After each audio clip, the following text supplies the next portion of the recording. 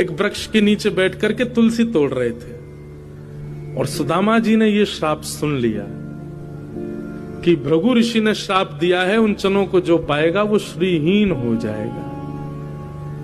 दौड़ करके आए, देखा कि कहां है चने, किसके लिए चने। तभी जैसे ही सुदामा जी आए दौड़ते हुए हाँफते हुए, तुरंत माने आकर के, सुदामा मैं तुझे ही ढूंढ रही थी, ये ले, ये चने की पोटली है, ये एक तेरी एक कन्हैया की है और उसको खिला देना। मैंने उसको भी बता दिया है, तुम दोनों वन में जा रहे हो लकड़ी तोड़ने के लिए, आदि सब सामग्री लेने, प्रेम से पा लेना।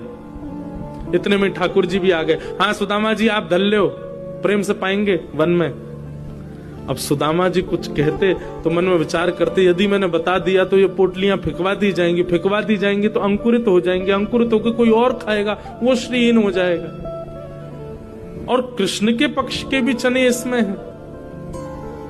सुदामा जी ने मन में विचार किया, आज अपने सखा को सख्यता का उपहार देने का दिन आया है।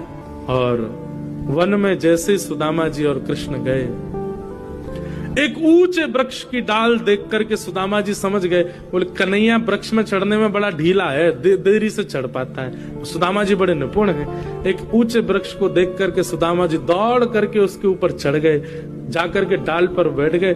ठाकुर जी धीरे धीरे चढ़ रहे थे नीचे से, इतने में सुदामा जी ने पोटलियां खोली और लेकर के चने भरने लगे मुख के अंदर।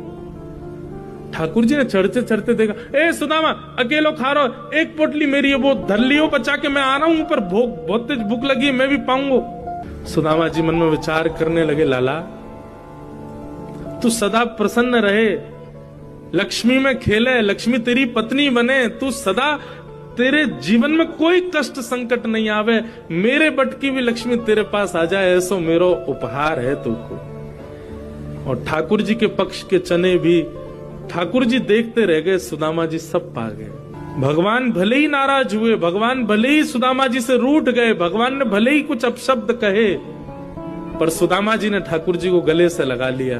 बोले लाला तू बस सदा खुश रही हो, तू सदा प्रसन्न रही हो, तेरे जीवन में कोई कष्ट नहीं आवे, बस एक वृक्ष के नीचे बैठ